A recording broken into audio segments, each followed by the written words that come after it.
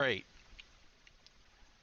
I've put out a few videos on building in Return to Moria. Uh, had some questions, and I've been experimenting with putting on roofs like the ones you find in parts of the game. By the way, there are spoilers of what I'm about to talk about, so just be forewarned. Uh, this is my third full playthrough. I just got to the lower deeps, and I was contemplating how to build roofs. I came across the Pilgrim Road, as you see here, and there was remnants of two buildings here. And I've been rebuilding all of the buildings as I go along. I've only got here 120 days in the game time, and I just now got here because I've literally been fixing everything I possibly could and trying really not to destroy anything that I didn't mean to, because there are still some issues in the game with repairing stuff. So I cleared out this area, and I was able to remove all the rubble except for a floating platform, which I'll show you in a minute. And I've decided to build two buildings, both of which have roofs. Now, there's a roof here, and there's a roof here. That's a short roof, and that's a tall roof. It's hard to see the difference. I did expand the platforms because there is some water here.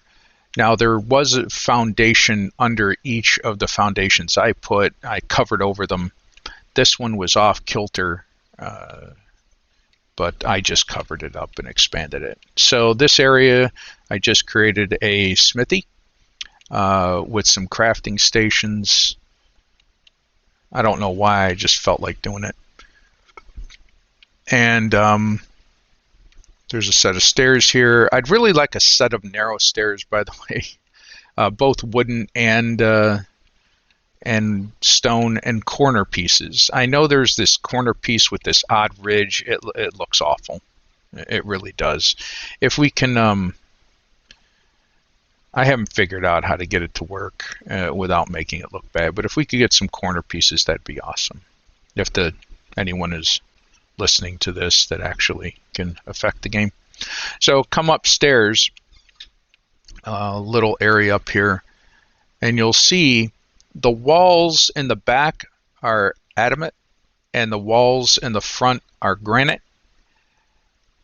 The roof slant tiles you get in the end game, they are adamant, or however you pronounce that. I just use standard wood overlapping. I think it gives a decent look when you overlap the pieces a little bit, and I use some trusses for support. Now, if you'll notice that there's this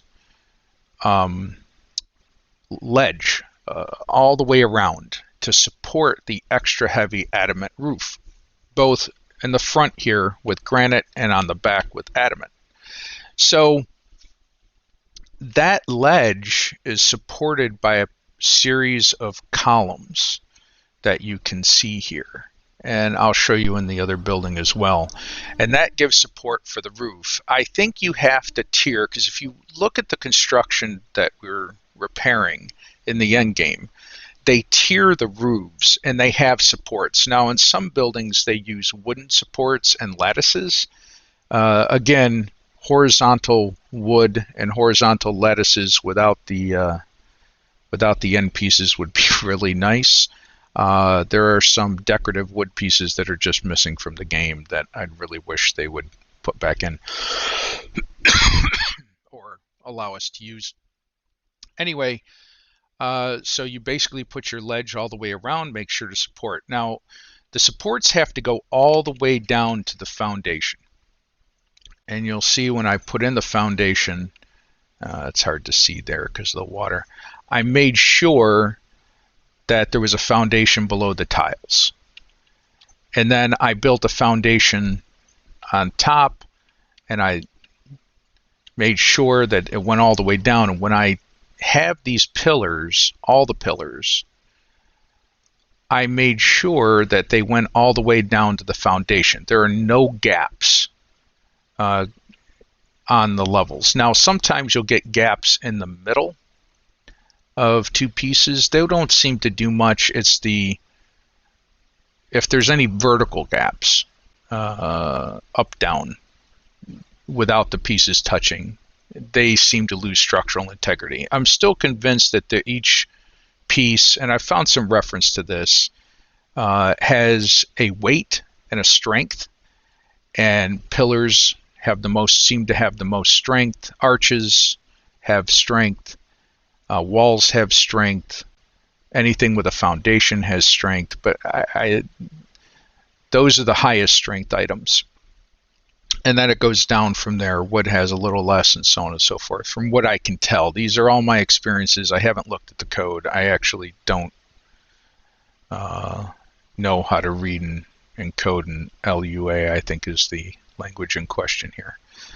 Anyway, so there are a mix of columns on the corners and arches, and they're carried all the way down to the foundation. Now, this building, like I said, I demolished the remnants. There was a pillar I couldn't destroy. I hid behind that natural stone.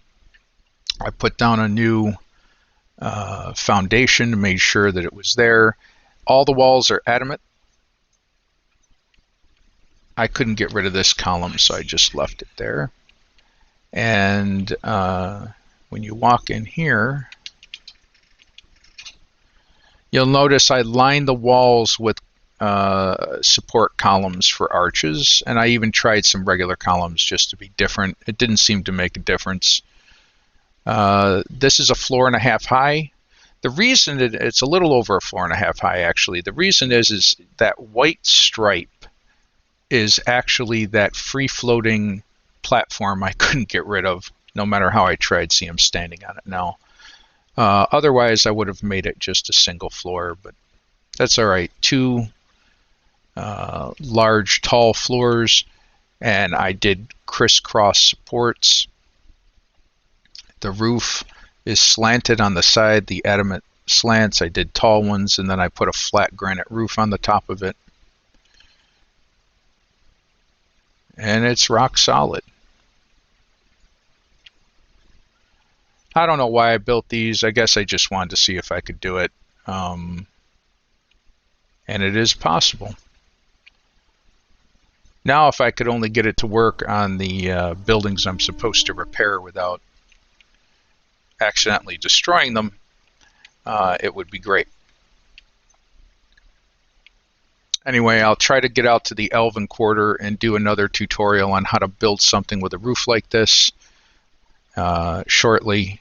I just wanted to show an example. I'll probably also show another example of the repairs, hopefully point out a few bugs to the creators of the game so they can fix them. Looking forward to the next patch.